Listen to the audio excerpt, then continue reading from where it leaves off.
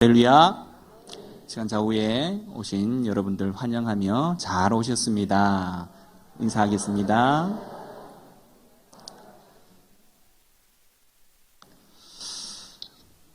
저는 어느 봄 한 분의 장례식장을 다녀온 기억이 굉장히 오래 남습니다.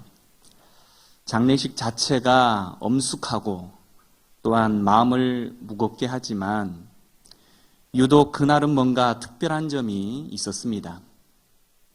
갑자기 확인된 암이라는 진단으로 3년을 투병하다가 돌아가셨다라고 하였습니다. 그분이 남긴 것이라곤 다 쓰러져가는 한옥 한 채와 몇 마지기의 논 그리고 평생 노름으로 진 빚이 전부였습니다.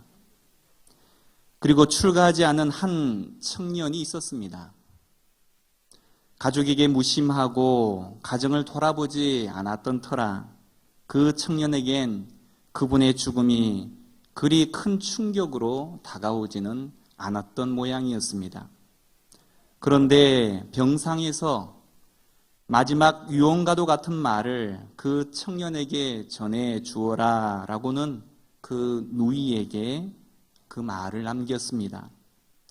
평소 무심했던 부자관계로 칭찬 한 번 하지 않던 그분이 그 청년에게 마지막으로 남긴 그 말은 그 녀석 참 착해 라는 이야기였습니다.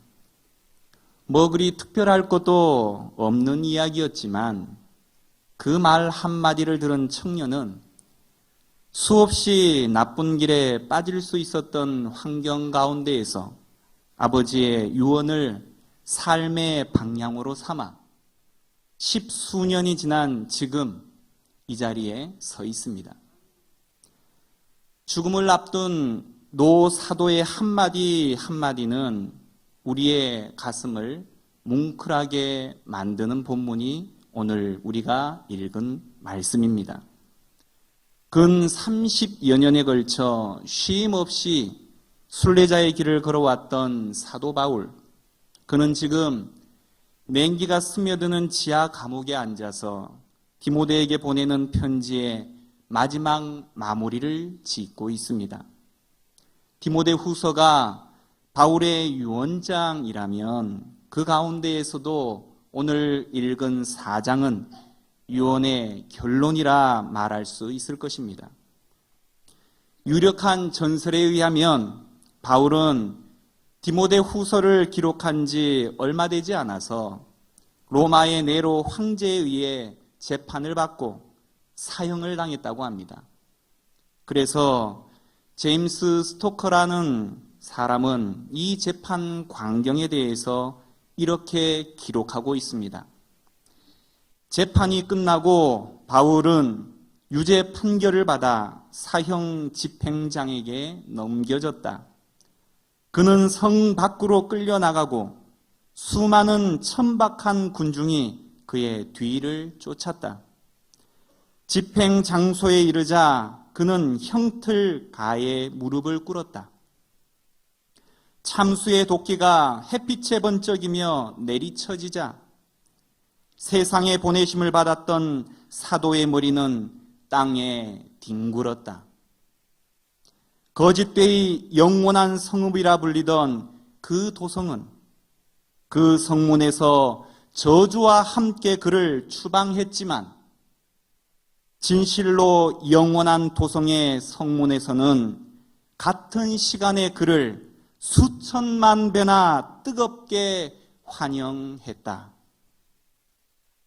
서양 근대 교회사를 보게 되면 거룩한 바보들의 행진이라는 기록이 있습니다. 당시에는 선교사를 다른 문화권이나 다른 종교권에 보내면 모두가 죽었습니다. 선교사로 나가면 죽을 것이 뻔한데 젊고 능력 있는 그러면서도 순수한 선교사 지망생들이 순교당한 선교사의 뒤를 이어 줄을 섰습니다. 이런 모습을 보고 세상의 역사는 거룩한 바보들의 행진이라는 평가를 했다는 것입니다. 그렇지만 하나님께서는 거룩한 바보들에 의해서 세계 구원의 역사를 이루어 가셨다는 것입니다. 오늘 우리가 살펴보는 바울의 생애가 그러하였습니다.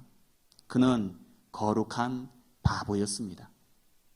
그러나 그것은 단지 세상의 평가일 뿐 하나님의 평가는 아니었다는 것입니다.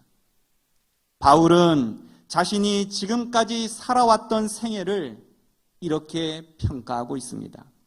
오늘 읽은 5절과 6절을 다시 한번 함께 읽어보기를 원합니다. 그러나 너는 모든 일에 근신하여 고난을 받으며 전도인의 일을 하며 내 직무를 다하라. 관제와 같이 벌써 내가 부음이 되고 나의 떠날 기약이 가까웠도다. 아멘.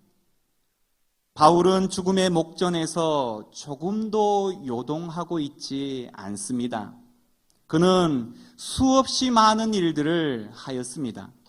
수없이 많은 교회를 세웠고 새벽부터 밤 늦은 시간까지 텐트를 만드는 일을 해서 돈이 좀 모였다 싶으면 그 돈으로 전도를 했습니다. 또한 그는 디모데, 디도, 오네시모 이와 같은 제자들을 자식처럼 길러내었습니다. 그뿐입니까? 복음 때문에 돌에 맞기도 하고 강도를 당하기도 하였으며 수없이 많은 일들을 겪으면서 30년 정도 주님을 위해서 사역을 했습니다. 그는 정말 치열한 삶을 살았던 것입니다. 하지만 지금 그는 벌써 내가 떠날 때가 되었다라고 느꼈다는 것입니다. 누구나 한 번쯤은 떠나는 것이 인생이지요. 언젠가는 떠나기 때문에 그렇다면 우리는 어떠한 삶을 살아야 하는지 우리 스스로가 결정을 해야 한다라는 것입니다. 순식간에 지나가는 시간 속에서 사도 바울이 살았던 삶의 자세가 오늘 성경에 표현되어지고 있습니다. 관제라는 말에서 그 힌트를 찾아볼 수가 있을 것입니다. 관제라는 것은 제사의 일종인데 구약시대 제물인 짐승을 태울 때 아주 역겨운 냄새가 나기 마련입니다. 그때 제물 주위에 포도주를 뿌리게 되면 포도 향내가 나게 된다는 것입니다.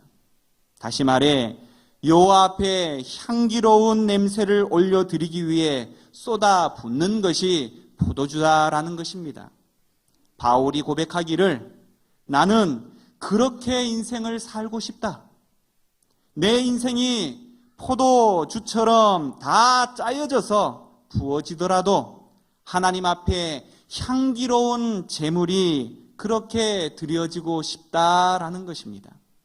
그것이 사도 바울의 고백이라는 것입니다. 시간은 쏜살같이 지나간다는 것을 나이가 들면 들수록 더 잘 체험하기 마련이죠. 우리는 나중에 시간이 있을 거라고 생각을 하지만 사실 그것은 사단이 가져다주는 거짓말이라는 것을 또한 우리가 너무나 잘 알고 있는 바입니다. 지금 해야 될 것은 지금밖에 할 수가 없다는 사실이죠. 사랑하는 성도 여러분, 나중에 은혜 받을 수 없습니다. 고린도후서 6장 1절에 잘 아시는 말씀처럼 보라, 지금은 은혜 받을 만한 때요. 보라, 지금이 구원의 날이로다 라고 말하고 있지 않습니까? 나중에 은혜 받을 수 없고 나중에 성숙할 수 없으며 나중에 전도할 수 없다는 것입니다. 나중에 사랑할 수도 없다는 것입니다. 바로 지금이 은혜 받을 만한 때요. 바로 지금이 사랑할 때이다라는 것입니다.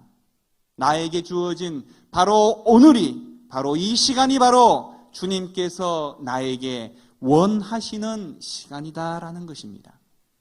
오늘 말씀의 제목을 최고의 인생이라고 했는데, 최고의 인생이란 결국 떠날 때가 있음을 기억하면서 최선을 다해서 주를 위해 사는 삶, 그것이 바로 최고의 인생이라는 것입니다. 주를 위해서 살았던 삶, 복음을 위해서 아침부터 저녁까지 수고했던 삶, 사랑했던 삶, 눈물 흘리며 교회를 위해서, 조국을 위해서, 지체들을 위해서 기도했던 그 삶이 바로 최고의 인생이다라는 것입니다. 그런 고백을 하는 사도 바울이 자기의 인생을 돌아보면서 고백하는 말이 7절과 8절에 기록되어져 있습니다. 다시 한번 7절과 8절을 읽어보도록 하겠습니다. 나는 선한 싸움을 싸우고 나의 달려갈 길을 마치고 믿음을 지켰으니 이제 후로는 나를 위하여 의의 면류관이 예비되었으므로 주 곧 의로우신 재판장이 그날에 내게 주실 것이며 내게만 아니라 주의 나타나심을 사모하는 모든 자에게도니라. 아멘. 여호와 앞에 향기로운 관제와 같은 인생을 살기를 원하는 사도 바울은 그렇다면 오늘의 말씀에 드러난 7절과 8절에 그러한 삶을 살았다라는 것입니다. 바울은 여기에서 자신의 삶을 몇 가지로 정리해서 말하고 있는 것을 확인할 수가 있습니다. 먼저 그는 지명받은 레슬링 선수나 권투 선수와 같이 선한 싸움을 싸웠다라고 말하고 있다는 것입니다. 오늘날 레슬링 경기나 권투 경기를 보게 되면 선수를 보호하는 차원에서 규칙이 제정되어져 있습니다. 그래도 이런 경기에는 많은 위험이 뒤따르는 법이죠. 그러나 레슬링이나 권투와 같은 경기가 처음 시작될 때에는 선수 차원이 아니라 바로 관중들의 입장에서 규칙이 정해졌었습니다. 그래서 점수로 승자를 가리는 것이 아니라 무조건 두 사람 중 한 사람이 쓰러져서 못 일어나야만이 그 경기가 끝나곤 했다는 것입니다. 바울 당시에도 상대방을 쓰러뜨리기 위해서 목숨을 걸어야 했다는 것입니다. 바울이 선한 싸움을 싸웠다라는 것은 결국 목숨 걸고 복음을 전했다라는 이야기라는 것입니다. 그래서 여러 차례 죽음 직전까지 가기도 했고 또한 마침내 지금은 죽음을 기다리고 있는 신세가 되고 말았다라는 것입니다. 사랑하는 성도 여러분, 여러분은 무언가에 목숨을 걸어보신 적이 있으십니까? 아니, 그리스도의 복음을 위해서 여러분의 인생을 걸어보실 수가 있으십니까? 라는 질문을 오늘 사도 바울은 여러분들에게, 아니 우리들에게 전하고 있다는 것입니다. 또한 바울이 달려갔던 길은 단거리 경주가 아니라 장거리 경주였습니다. 한순간 순발력으로 골인 지점을 향해서 전력 질주하는 것으로 끝나버리는 것이 아니라 평생을 두고 달려갔다라는 것입니다. 때로는 지치고 힘들어서 그 자리에 주저앉고 싶은 순간이 왜 사도 바울에게는 없었겠습니까?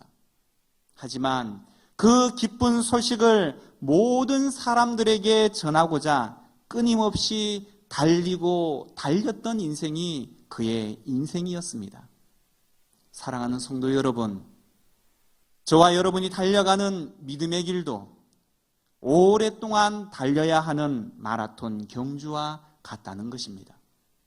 혹시 여러분 중에 한순간 열심을 내었다가 어려움에 부딪혀 달리기를 포기하거나 그 자리에 주저앉아 있지는 아니하십니까? 인기에 영합하고 현재 삶이 편안하기를 원한다면 우리는 결단코 믿음을 끝까지 지켜나갈 수가 없게 되는 것입니다. 세상에서 나를 인정해주는 사람들의 많고 적음에 상관없이 우리는 믿음을 굳게 지켜 나가야 한다는 것입니다. 바울은 충성스럽게 그 사역을 감당했다는 것입니다. 두 번째로 그는 나는 달려갈 길을 마치고 믿음을 지켰다라고 고백하고 있습니다. 우리 인생의 달리기에서 우리는 숨이 찰 때를 여러 번 만나게 됩니다.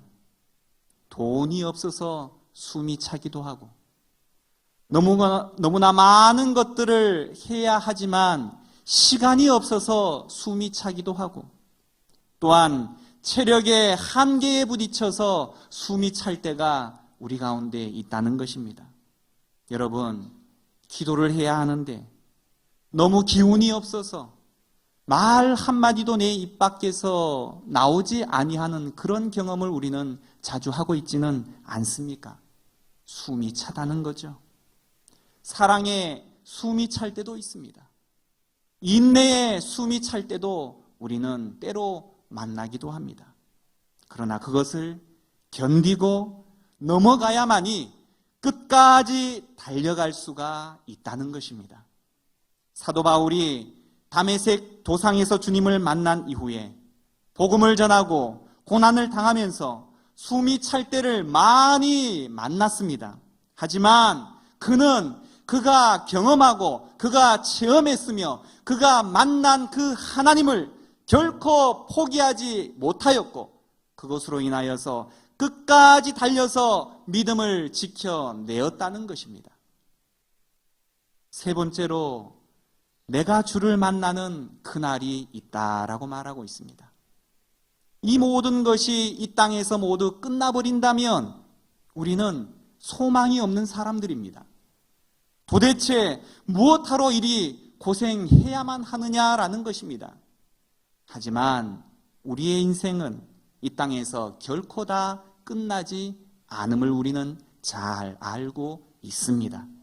우리가 이 땅 가운데 부족함이 있지만 병든 몸으로 살아가야 하지만 모든 병이 사라지는 그날 휠체어며 목발을 집어 던지고 눈물을 벗어 던지고 완전한 몸으로 주님을 만나는 그날이 반드시 온다는 것입니다.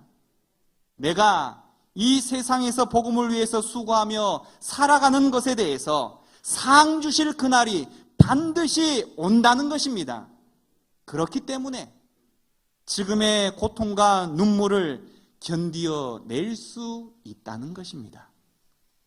오늘 하루 살기도 힘이 들어서 한숨이 가득할지언정 나는 그 씻을 수 없는 죄악의 구렁텅이에서 영원히 썩어져 냄새만 날 우리 한 사람 한 사람을 구원하여서 또한 아름다운 옷으로 덧입혀 주시며 나의 사랑하는 아들이라 칭함받게 하신 그 예수님의 극진하신 사랑 때문에 오늘도 인내하며 묵묵히 주님의 그 좁은 길을 걸어갈 수 있는 우리 모두가 되기를 간절히 소원합니다. 하나님은 오늘의 말씀을 통해서 우리 각자에게 세 가지 정도의 질문을 던지고 있습니다. 첫째, 너희는 지금 선한 싸움을 싸우고 있느냐? 또한 너희는 지금 달려갈 길을 잘 달려가고 있느냐? 혹 숨차다고 멈추어 서 있지는 않느냐? 숨찬 것도 참으며 열심히 살아가고 있느냐? 아니면 숨차지 않을 정도만 살고 있느냐? 아니면 게으름 때문에 아예 주저앉아 있느냐? 만약 믿음의 뜀박질을 하고 있다면 여러분들은 지금 숨이 퍽퍽 찰 것입니다. 또한 너희는 회복의 그날을 바라보며 오늘을 살고 있느냐? 이 땅 가운데 영원히 살 것처럼 자신의 이름에 바벨탑을 쌓아가고 있지는 않으냐? 지금 현재 내가 누리지 못하고 갖지 못하는 것들로만 인해서 절망하고 낙심하고 있지는 않느냐라고 우리 각자에게 질문하고 있다는 것입니다. 사랑하는 성도 여러분, 우리는 주의 길을 걷는 자들입니다. 선한 싸움은 대충 싸울 수가 없다는 것이죠. 치열하게 사는 삶만이 믿음의 선한 싸움을 할 수 있는 자들입니다. 제가 잘 알고 있는 선교사님 한 분이 계십니다. 이러저러한 사역의 현장을 담은 사진과 그 사연을 자신의 개인용 홈페이지에 올려놓은 것을 보고 예수님을 믿지 않는 또 다른 친구가 하는 말이 굳이 저렇게까지 고생스럽게 살아야 하나라고 하더군요. 예수님과 그분의 사랑을 알지 못하는 사람, 체험해보지 못한 사람은 이렇게 살아가는 그리스도인들을 결단코 이해할 수가 없는 법입니다. 그것이 우리의 믿음의 인생이라는 것이죠. 하나님은 우리를 치열한 삶으로 초대하십니다. 치열하고 때때로 숨이 차지만 그것을 넘어서서 복음을 위해서 오늘도 달려가는 삶, 그것이 바울의 삶이었고 지금 바울이 우리에게 요청하는 삶이다라는 것입니다. 그에 비해서 우리의 삶은 어떠합니까?